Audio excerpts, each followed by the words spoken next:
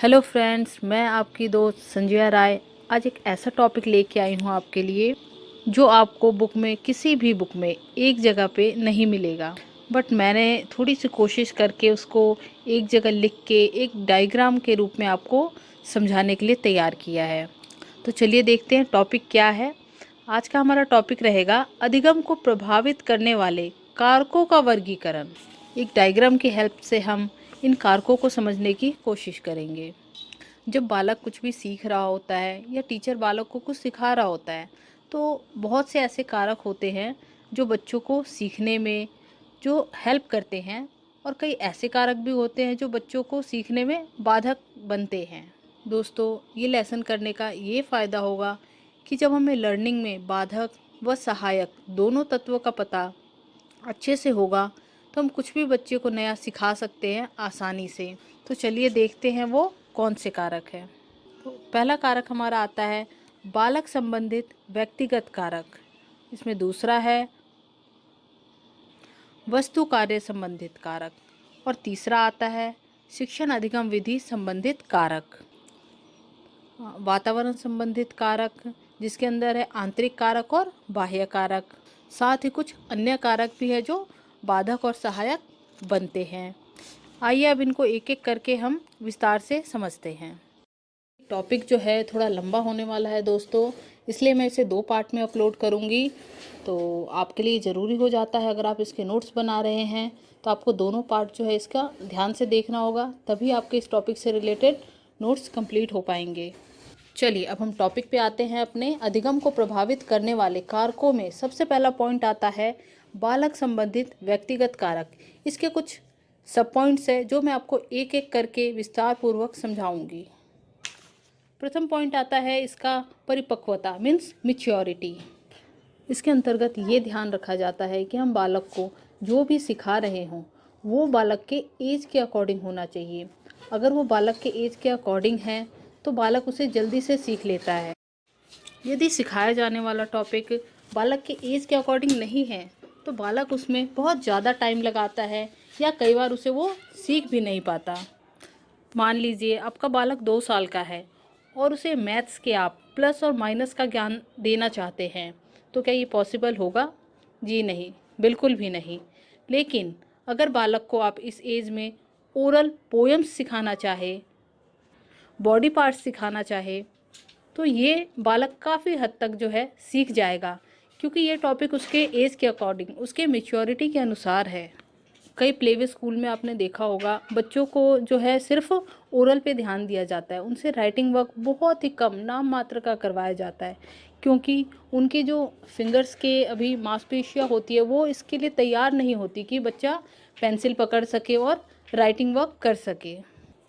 तो जो काम हम बच्चे को सिखाना चाहते हैं, जो भी मैनर्स सिखाना चाहते हैं, कोई भी ऐसा क्रियाकलाप करवाना चाहते हैं, उसके व्यवहार में जो भी हम परिवर्तन लाना चाहते हैं, वो अगर उसके एज के अकॉर्डिंग, उसकी मैच्योरिटी के अकॉर्डिंग होगा तो बालक बहुत ही अच्छे से सीखेगा। चलिए अब दूसरा पॉइंट आता है मोटिवेशन, अभिप्रेरणा। एक तरह से अभिप्रेरणा को अधिगम क्रिया का लर्निंग सोपान माना जाता है, सीखने की ओर यह पहला कदम माना जाता है।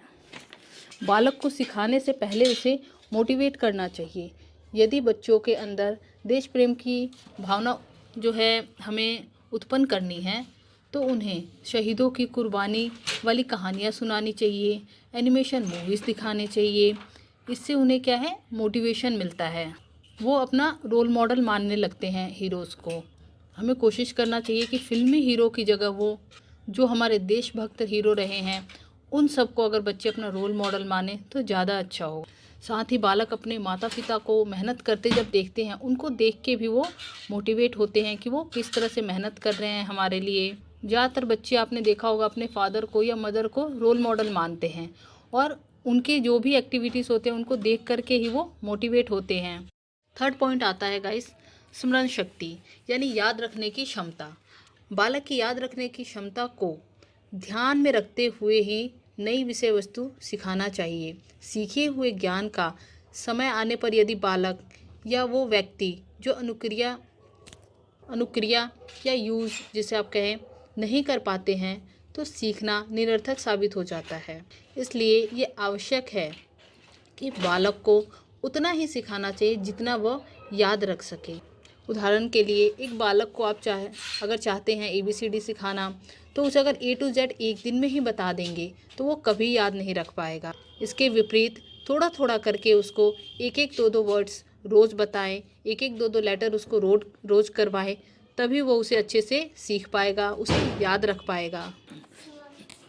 मान लीजिए बच्चे को आप साइंस में हैं, आपको नेचर के बारे में पढ़ाना है, तो आप क्या करेंगे, बच्चे को बाहर गार्डन में ले जा सकते हैं, उसको पेड़ पौधे दिखाइए। अगर गार्डन में ले जाना पॉसिबल ना हो तो उसे बच्चे के घरों में आप बोल सकते हैं कि आपके घर में जो छत पे पौधे लगे हों आप उन्हें देखिए और उन्हें नोट करके लाइए कि कौन कौन से पौधे हैं, उनके नाम क्या है, फ्रूट के हैं, वेजिटेबल के हैं या फ्लावर्स के। इस तरह से बालक जब देख के आएगा तो उसे ज़्यादा अच्छे से याद रहेगा और नेचर का चैप्टर वो समझ पाएगा। 4th पॉइंट आता है हमारा तत्परता, रेडीनेस। सीखना सफल होगा या असफल यह बालक या व्यक्ति के तत्परता पर निर्भर करता है। तत्पर बालक कोई भी ज्ञान बहुत ही जल्दी फुर्ती के साथ सीख लेता है। यदि बालक कुछ नया सीखने को तैयार ना हो तो ज़बरदस्ती नहीं करनी चाहिए। जैसे क्लास में यदि आपको गणित पढ़ाना है परंतु बालक सीखने में तत्पर नहीं है, ऐसे में चॉक डस्टर का यूज़ छोड़ें और बालक को बाहर ले जा कर के पेड़, गमले, कक्षा की संख्या इनको यूज़ करते हुए अपना विषय सिखा सकते हैं। ऐसी चीज़ों को देखते हुए जब बालक सीखता है तो उसकी तत्परता, उसका रेडीनेस जो है वो बढ़ जाता है। मानसिक स्वास्थ्य, यह है हमारा 5th पॉइंट। यदि कोई बालक मानसिक रूप से बीमार है तो वह नया कुछ भी नहीं सीख पाता है, वो तैयार ही नहीं होता है नया कोई ज्ञान लेने के लिए। मानसिक बीमारी के अंतर्गत हम देख सकते हैं कि बालक की फैमिली का बिहेवियर कैसा है, बालक के साथ उसके आसपास का माहौल कैसा है, बालक किसी से डरा हुआ तो नहीं रहता, किसी विषय से वो ज़्यादा घबराता हो। बालक जिस विषय से घबराता है अक्सर वो उस विषय के टीचर से भी डरने लगता है, वो उस विषय में रुचि ही नहीं अपनी ला पाता। इन्हीं सब कारणों से बालिका के जो है मानसिक स्वास्थ्य पर असर होता है। इस पॉइंट आता है गाइस हमारा थकान। थकान को बच्चे के लर्निंग में एक बहुत बड़ा पत्थर के रूप में देखा जा सकता है। थका हुआ बच्चा कुछ नया सीखना ही नहीं चाहता। जैसा कि आपने देखा होगा जब बच्चा स्कूल जाता है, स्टार्टिंग के जो पीरियड्स होते हैं उसमें बच्चा बहुत अच्छे से पढ़ता है, वो एक्टिव रहता है। लेकिन जब लंच टाइम होता है, बच्चा लंच करता है, आधा घंटा खेलता है वो लंच टाइम में, उसके बाद जब वो क्लास में आता है तो उसकी परफॉर्मेंस पहले जैसी नहीं रह जाती है। कुछ बच्चे खाना खा लेने की वजह से उनको नींद आ रही होती है, तो कुछ बच्चे इतना खेल चुके होते हैं, भागम दौड़ कर चुके होते हैं कि वो थक गए होते हैं। इस तरह उनका सीखना जो है प्रभावित होता है। इसलिए यह इम्पॉर्टेंट हो जाता है कि बालक कुछ सीखना चाह रहा है लेकिन अगर थकान उसके लिए रुकावट है तो हमें ये सुनिश्चित करना चाहिए कि बालक की थकान को दूर किया जाए। छोटे बच्चों में अक्सर देखा जाता है कि उनकी नींद पूरी नहीं होती है, जिस वजह से बच्चे कुछ नया सीखना नहीं चाहते, चिड़चिड़ाए रहते हैं, रोते रहते हैं। इसके लिए माता को सुनिश्चित करना चाहिए कि बालक की नींद पूरी हो सके। 7 पॉइंट आता है हमारा भोजन।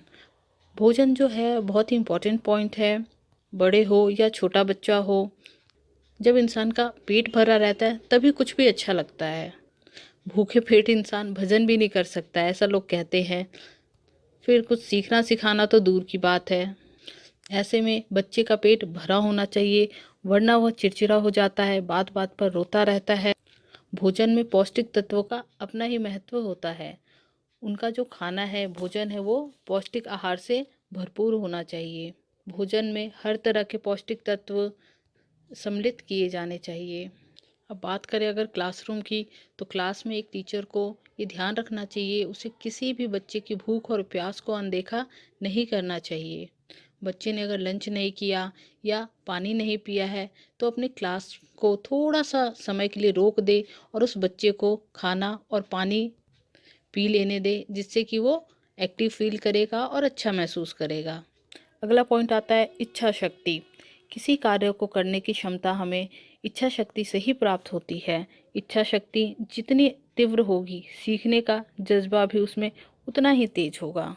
आपने कई बार सुना होगा डॉक्टर को कहते हुए कि मरीज पे दवाइयों का असर नहीं हो रहा है क्योंकि उनकी इच्छा शक्ति खत्म हो चुकी है, वो जीना नहीं चाहते। अब आप इसी से समझ सकते हैं कि इच्छा शक्ति का होना कितना ज़रूरी है। कई बार हम अपने सिखाने वाली विषय वस्तु को बच्चे पे थोपते हैं, जबकि वो उस टाइम उसकी इच्छा नहीं होती, वो तैयार नहीं होता सीखने के लिए। अगर बच्चों को कुछ सिखाना है तो हमें उनके अकॉर्डिंग उनको टाइम देना पड़ता है। जब वो अपनी तरफ से तैयार हो, उनकी इच्छा हो, तब हम अपने लेसन प्लान को एग्जीक्यूट कर सकते हैं या सिखाने वाली विषय वस्तु को उनके साथ शेयर कर सकते हैं। इसमें गाइस हमारा लास्ट पॉइंट आता है शारीरिक दोष या रोग। बालक को कुछ भी सिखाने से पहले कार्य की प्रकृति जांच लेनी चाहिए कि वह सभी बालकों के लिए करने योग्य हो। मान लीजिए आपको रेस कराना है, परंतु कुछ बालक शारीरिक रूप से दोषी है, रेस जैसी गतिविधि के लिए उनका शरीर सक्षम नहीं है, तो उन विशेष बालकों के लिए अन्य गतिविधि का आयोजन कराना चाहिए। हमें ये ध्यान में रखना चाहिए कि अगर कोई बालक अपने शारीरिक रूप से या मानसिक रूप से मेंटली किसी भी रोग से अगर वो पीड़ित है, तो हमें गतिविधि का चुनाव उसके अकॉर्डिंग करना चाहिए, वो तभी सीख पाएगा। नॉर्मल बच्चों के साथ अगर हम उसे लेके चलेंगे तो वो नहीं सीख पाएगा। तो दोस्तों, अधिगम को प्रभावित करने वाले कारकों का जो हमारा ये फर्स्ट पॉइंट था, बालक संबंधित व्यक्तिगत कारक, ये समाप्त होता है। अगली वीडियो में मैं आपके लिए वस्तु कार्य संबंधित कारक और शिक्षण अधिगम विधि संबंधित कारक को लेकर आऊँगी। आज के लिए बस इतना ही। Thank you.